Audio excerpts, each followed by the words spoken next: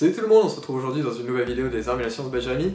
L'idée, on va parler du calibre 300 Winchester Magnum, un calibre connu et reconnu en France notamment pour la pratique de la chasse, mais pas que. Donc ce que je vous propose dans cette vidéo, on va commencer par une partie historique pour expliquer d'où vient ce calibre, dans quel contexte et dans quelle réflexion il a été conçu. Ensuite on abordera la partie performance et puis on terminera par une conclusion sur mon avis très personnel sur ce calibre. Vous verrez, il est très tranché et ça risque de surprendre un certain nombre de personnes. Allez, on est parti, on commence par l'histoire. Ce 300 Winchester Magnum, c'est un étui bouteille ceinturé. Bouteille puisqu'il a un collet qui est plus petit que le reste du corps, on a bien la présence d'un épaulement, et ceinturé puisqu'on a une ceinture en bas de l'étui, ceinture qui est très caractéristique de ces calibres Magnum. Cette ceinture, elle a été pendant des années marketée comme étant un gage de sécurité pour les calibres Magnum, ce qui permet de montrer qu'on a bien blindé l'étui et que l'étui ne va pas vous sauter à la tronche. Mais ça, c'est purement marketing. Ça n'a pas du tout cette fonctionnalité-là, et pour vous expliquer, on va remonter en 1891. Roth of Austria, qui est le dépositaire du brevet sur l'utilisation de ceinture, avait créé cette ceinture pour la simple et bonne raison de gérer ce qu'on appelle la feuillure. La feuillure, c'est un peu le jeu de fonctionnement entre la munition et la chambre. Si on a une feuillure qui est trop importante, on peut se retrouver à avoir du jeu entre la munition et la chambre, et lorsque le percuteur va venir taper, elle va venir pousser un tout petit peu en avant la munition et va empêcher le percuteur de travailler correctement sur l'amorce. Et ça, c'est problématique puisque du coup, l'amorce ne va pas partir et le coup ne partira pas. Ça avait été pensé, donc en 1891, simplement d'un point de vue de garantir une percussion de la munition. Et en aucun cas, ça n'avait été conçu pour blinder l'étui. C'était notamment très adapté dans le cas où j'ai un épaulement qui est très faible. Cet épaulement très faible, en fait, ça marque pas un arrêt très franc dans la munition, et donc ça peut potentiellement poser problème. Et c'est notamment le cas sur la munition 375 Holland Schronauer, je ne sais pas trop comment prononcer, je parle pas allemand, qui a été créée en 1907 et qui est la première munition à utiliser ce principe. Et donc, quand on regarde, comme vous voyez sur l'image, l'épaulement n'est pas forcément très marqué. En plus, en 1907, on n'est pas encore vraiment hyper au point sur le tournage-fraisage, et les jeux de fonctionnement, ils sont quand même assez gros à l'époque. Et donc, ils ont utilisé simplement ce petit bourrelet pour garantir que la munition ne va pas fuir en avant. Ce calibre, 375 Holland Schronauer, n'a pas forcément été un très gros succès commercial. Par contre, ils ont réitéré l'opération en 1912 avec le 375 Holland & Holland, qui est un véritable succès commercial, que dis-je même une icône, qui va être la base de tout un tas de modifications pour créer des dizaines de calibres Magnum. C'est vraiment le père fondateur des calibres Magnum qui vont tous être créés pendant le XXe siècle. Vraiment, c'est le number one, ce 375 Holland & Holland.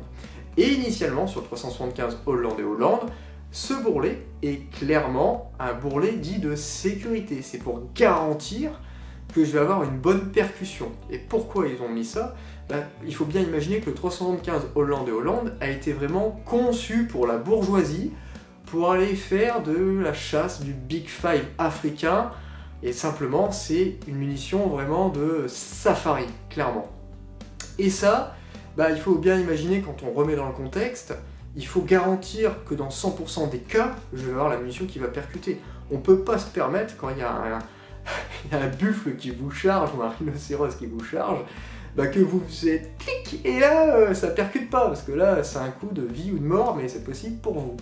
Donc tout simplement, ce bourrelet-là, cette ceinture, est vraiment uniquement présente pour garantir que quoi qu'il arrive, ça va percuter.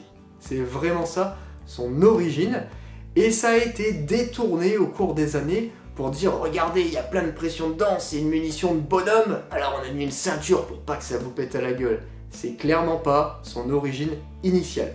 Et donc le temps passe, on se retrouve en 1925, Holland & Holland crée le 300 Holland & Holland, qui réutilise le même étui pour des raisons de praticité que le 375 Holland & Holland.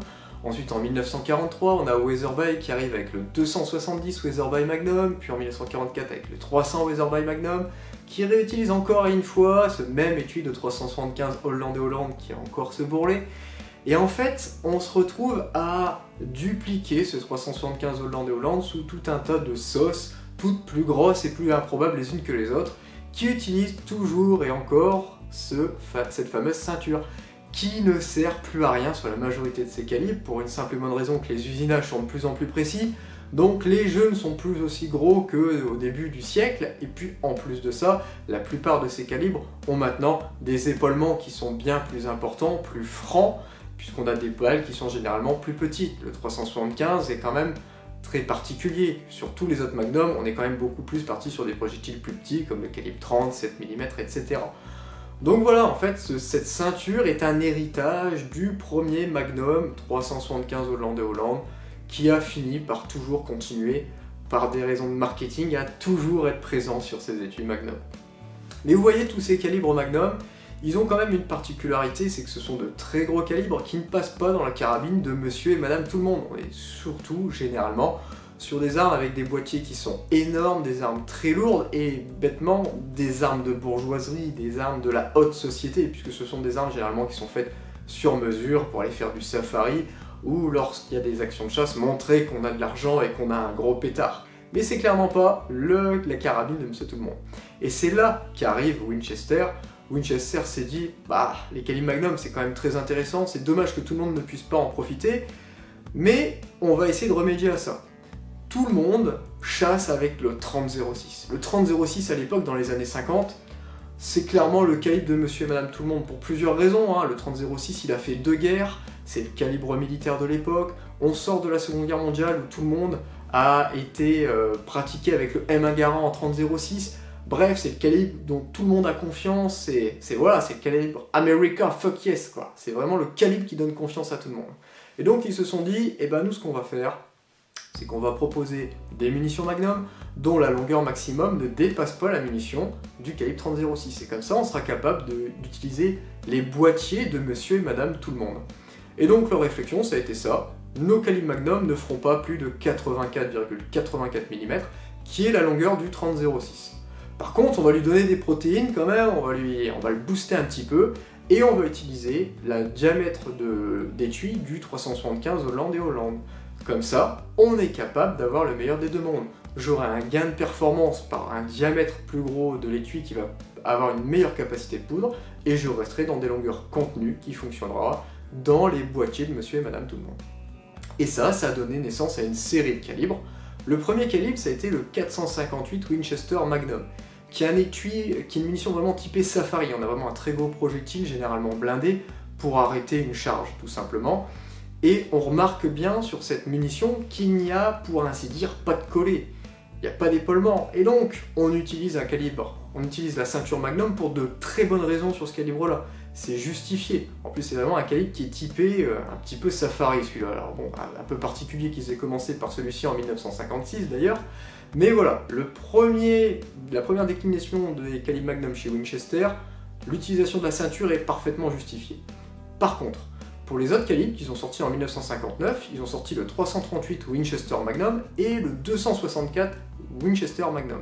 Et par contre, pour ces deux calibres-là, la ceinture n'est selon moi pas du tout justifiée. Parce que tout simplement, ce ne sont pas des calibres qui sont à destination des safaris, donc on n'est pas obligé qu'à 100% ça percute. On crée un jeu de fonctionnement plus important puisqu'on se retrouve avec finalement un jeu qui doit être garanti au niveau de la ceinture plus un jeu au niveau de l'épaulement. Enfin bref, c'est injustifié et là c'est utilisé juste pour des notions de marketing. Regardez, c'est un calibre Magnum très puissant, on lui a même doté d'une ceinture comme tous les gros calibres africains. Et ça finalement c'est un peu dommage, c'est un peu bête d'ailleurs. En 1963 arrive le fameux 300 Winchester Magnum, qui est un peu le dernier Magnum de l'époque à sortir. Et lui, ça a été un vrai succès commercial, pour plusieurs raisons. Parce que, encore une fois, on utilise une longueur qui passe dans les carabines de monsieur et madame tout le monde, et on utilise surtout le calibre 30 que monsieur et madame tout le monde est habitué à utiliser. Puisque tout le monde a son petit calibre préféré, son petit 30-06, ils sont habitués à utiliser certains projectiles dans lesquels ils ont vraiment confiance, notamment du Nosler et d'autres marques, et là ils se disent, bah tiens, je vais pouvoir continuer à utiliser le même projectile, je vais juste le balancer 60 mètres par seconde plus rapidement, et forcément ça ne peut être que mieux. Donc ils sont rassurés, on peut toujours avoir une carabine abordable, je peux toujours utiliser mon projectile préféré, je vais juste le balancer plus rapidement. Et ça, c'est le vrai succès commercial de la 300 Winchester Magnum. c'est rendre des performances de Magnum accessibles à monsieur tout le monde. Et donc voilà, ce 300 Winchester Magnum est adopté officiellement à la norme SAMI en 1963 et il donnera ce qu'on connaît aujourd'hui. Une munition qui fait maximum 84,84 mm, une pression maximum de fonctionnement de 4400 bars, qui est assez énorme en termes de pression. Bref, une munition Magnum dans un format plutôt compact pour l'époque. Donc voilà, ce fameux 300 Winchester Magnum est né. Si on regarde maintenant ses performances balistiques, c'est une munition qui est capable de tirer des projectiles calibre 30, quel que soit leur poids. On peut très bien utiliser ça avec une munition de 120 grains, comme de 150 grains, comme de 200 grains, 225 grains, bref, c'est hyper versatile, on peut monter à peu près n'importe quoi en termes de poids de projectile, à condition que ce soit un calibre 30. La majorité des 300 Winchester Magnum sont chambrés avec des canons qui utilisent des pas de 10. Le pas de 10 est de loin le pas le plus versatile en 300 Winchester Magnum, puisqu'il permet de valoriser, pour ainsi dire, tous les projectiles du marché, hormis certains projectiles monométalliques très lourds, mais ça reste quelque chose de très niche qui est utilisé par quelques tireurs seulement. Alors je vous ai fait une petite analyse quick load sur l'importance et l'influence de la longueur du canon sur le calibre 300 Winchester Magnum. J'ai simulé des cas de chargement très légers, 150 grains, mais également lourds, 225 grains, pour bien vous montrer l'influence de la longueur du canon sur ces calibres Magnum qui brûlent beaucoup de poudre lente, qui mettent beaucoup de temps à brûler. Si on prend l'exemple en 20 pouces, vous le voyez à l'écran, on a par exemple une vitesse de 963 mètres par seconde en canon de 20 pouces, qui va passer à 1030 mètres par seconde avec un canon de 26 pouces et à 1070 mètres par seconde avec un canon de 30 pouces. Alors on est d'accord, 30 pouces c'est une canne à pêche, 26 pouces ça reste acceptable, et surtout on vient de métamorphoser quand même ce calibre, puisqu'on passe d'une énergie de 4600 joules à une énergie de 5400 joules. On gagne 800 joules avec ces petits 6 pouces de canon. 6 pouces, c'est même pas 15 cm, sans déconner. 15 cm pour gagner 1000 joules, moi je signe direct. Ensuite, pour les munitions en 225 grains, c'est le même phénomène qu'on observe, et dans tous les cas, très clairement, pour moi, le 300 Winchester Magnum n'est pas fait pour fonctionner avec des canons courts de 20 pouces. On ne voit ça absolument qu'en Europe. Nous ne voyons jamais ça aux États-Unis, parce que les Américains ont compris que le 300 Win Mag est un calibre qui nécessite des canons longs pour montrer son plein potentiel. Si vous voulez absolument une arme compacte avec beaucoup d'énergie à la bouche pour notamment la pratique de la battue, le 9.362 est nettement plus adapté que le 300 Winchester Magnum. La raison est très simple, le 362 utilise des poudres qui sont très vives, qui brûlent hyper rapidement par rapport au 300 Winchester Magnum, et donc la longueur du canon n'est pas du tout un problème pour un 9.362, alors que ça l'est pour un 300 Winchester Magnum. Regardez les données de vitesse sur les boîtes de munitions et les comparer entre un 9.362 et un 300 Winchester Magnum, c'est se mettre un voile devant les yeux. Les données des fabricants sont toujours données avec des 26 ou des 28 pouces. Et dans votre Browning Bar en 20 pouces, vous allez perdre mes 100 mètres par seconde facile. Et en fait, finalement, c'est dommage d'utiliser une munition si puissante, qui brûle autant de poudre, qui recule autant, etc., pour en fait gaspiller 20-25% de l'énergie en lance-flamme au bout du canon, quoi. Donc si vraiment vous voulez une munition de battue performante à courte distance, je suis pas d'accord, le 300 Winchester Magnum n'est pas fait pour ça. Si on parle de tir longue distance, on est sur un calibre qui est hyper tendu. Le chargement en 150 grains avec le canon de 26 pouces vous donne une chute à 1000 mètres de 730 cm, donc 7,3 milliradians pour les tireurs TLD, vous allez comprendre les données. En 225 grains, on est capable d'avoir une chute de 7,6 milliradians. C'est rien du tout. C'est un calibre qui est hyper tendu pour faire du tir jusqu'à 1000 mètres. C'est impressionnant. Quand on compare aux données balistiques d'un 308, 168 grains, dans un canon de 24-26 pouces qui va sortir aux alentours de 800 mètres par seconde, on est plutôt sur une chute de 11 ou 12 milliradians. On est à 5 milliradians de moins en 300 Winchester Magnum. On joue carrément pas dans la même cour là, c'est vraiment deux mondes opposés. La seule chose qui va venir, entre guillemets, les rassembler, c'est qu'ils utilisent le même diamètre de projectile. En dehors de ça, c'est deux mondes à part. Alors, je vais maintenant vous donner mon avis très personnel sur ce calibre 300 Winchester Magnum. À titre personnel, je n'aime pas du tout ce calibre.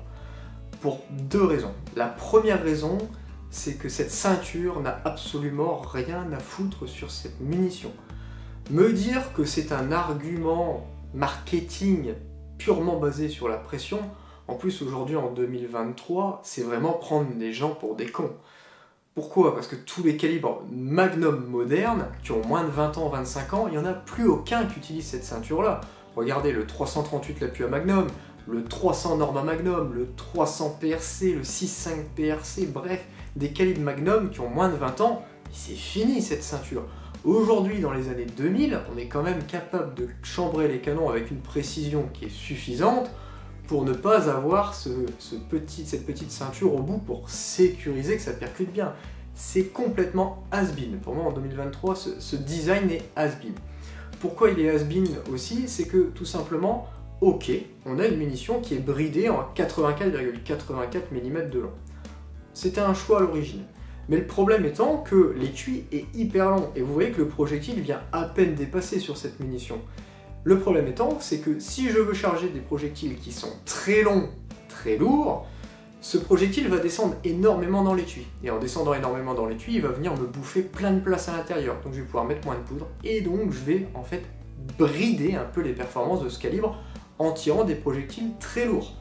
Et donc pour moi, cet étui est simplement trop long pour être bien valorisé dans une action dite longue, dans une action standard de 30-06 ou de calibre Magnum. Ce qui est nettement plus pertinent, c'est d'avoir un collet qui est plus bas, un étui qui est encore plus gros, pour vraiment valoriser ces projectiles très longs. Le 300 Win Mag est un choix pertinent si on va se brider à entre 160 et 180 grains. Dès qu'on monte au-dessus, on bride trop les performances de la munition. Alors que si on compare avec une 300 WSM ou un 300 PRC, qui sont des munitions modernes, qui n'ont pas de bourrelet en bas, qui ont un étui qui est plutôt court, qui permet d'avoir un projectile qui sort beaucoup et donc de ne pas brider le volume à l'intérieur, là, on est sur des munitions Magnum modernes, pertinentes, bien pensées, efficaces. Et c'est pas le cas de la 300 Winchester Magnum. La 300 Winchester Magnum, elle était peut-être sexy, tout ce que vous voulez, dans les années 60, 70 et quand bien même les années 80. Très franchement, en 2023, c'est pour moi plus un choix pertinent. Il y a tellement de calibres qui proposent des performances similaires, qui sont juste mieux pensées, plus efficientes, parce que là, vous voyez, cette munition-là, on va cramer un bon 5 grammes de poudre. Le même 300 WSM qui va avoir à peu près les mêmes performances, peu de choses à dire, on est à 4 grammes 3, 4 grammes 4 quoi. Donc ça veut dire moins de recul, ça veut dire moins d'usure du canon, ça veut dire plein de bonnes choses en fait. Et ça finalement, c'est un design dépassé, has-been. Donc voilà, moi je suis très franc sur le 308 Mag, je n'aime vraiment pas ce calibre. Et pour une autre raison, la dernière raison qui risque de vous surprendre un peu, c'est que c'est une munition qui est selon moi plus dangereuse que les autres. La raison est très simple. Pour qu'une munition fonctionne dans une arme, elle a besoin de jeu de fonctionnement. Il faut bien qu'elle rentre. Et on ne peut pas faire des munitions qui rentrent pile poil au micron près dans toutes les chambres du monde, dans toutes les chambres d'armes du monde. Il y a forcément des tolérances. Sauf que quand on vient faire tester une arme au banc d'épreuve ou dans n'importe quel fabricant, le fabricant va tester la feuillure. La feuillure, c'est la distance qui sépare le culot du support de feuillure du calibre. Et sur un calibre Magnum, c'est le petit bourrelet. Donc on peut en fait se retrouver avec potentiellement des chambres qui peuvent avoir 1 mm, 2 mm de plus en longueur au niveau de l'épaulement. Ça ne pose aucun problème à la norme CIP, puisque la norme CIP, la feuillure elle est en bas, elle n'est pas là. Donc en fait on peut se retrouver avec des chambres excessivement longues 300 Winchester Magnum qui peuvent potentiellement créer des déformations qui peuvent entraîner potentiellement des risques de rupture de l'étui, et pourtant ça passe la norme. Parce que la norme, la feuillure, elle est basée que sur cette petite distance toute ridicule en bas. C'est pour moi aberrant et j'aime pas du tout ce 308 Mag. Donc oui, pour moi c'est un calibre qui est pertinent si on utilise des munitions très haut de gamme avec des étuis qui sont très robustes dans une arme haut de gamme, et c'est un calibre à fuir sur les armes pas chères à 600, 700, 800 euros, mais jamais de la vie on me fait tirer avec un 308 Mag dans ce genre d'arme, ou alors je porte un casque de chevalier et des lunettes en plus, parce que c'est typiquement le genre de munition qui a un risque important de vous péter à la gueule. Et pour vous montrer ce que je viens de vous dire sur la gestion de la feuillure, qui est contrôlée au banc d'épreuve ou même chez tous les fabricants. Ceci est une munition de 300 Winchester Magnum. Ceci est les jauges go-no-go pour vérifier si la chambre est correcte. Y a pas un truc qui vous choque? Il est où le haut? Bah ouais, parce que le haut n'est pas contrôlé. C'est bien ce que je vous dis. N'est contrôlé que la distance qui sépare le culot de la ceinture. C'est cette petite distance de rien du tout qu'il y a là en bas. Donc pour moi, ça pose de gros risques sécuritaires, parce que sur certaines armes très entrée de gamme, on peut se retrouver avec des chambres qui sont trop longues au niveau de l'épaulement, qui vont trop étirer les tons et qui vont entraîner des ruptures d'étui. Donc très clairement, je vous déconseille, sur des armes low cost, d'acheter du 300 Winchester Magnum. C'est un risque trop important que personnellement je ne prendrai pas. Voilà ce qui conclut cette vidéo. Je pense que ça va vous surprendre beaucoup sur mon avis personnel. Je pense que vous attendiez pas un truc pareil. Mais voilà, moi j'ai un avis très tranché. Je pense que c'est l'un des calibres que je déteste le plus. Il est simplement pas pertinent, mal pensé. Aujourd'hui en 2023, il y a de bien meilleurs choix, le 300 PRC ou le 300 WSM. Bon, j'espère que cette vidéo vous a plu et à très bientôt.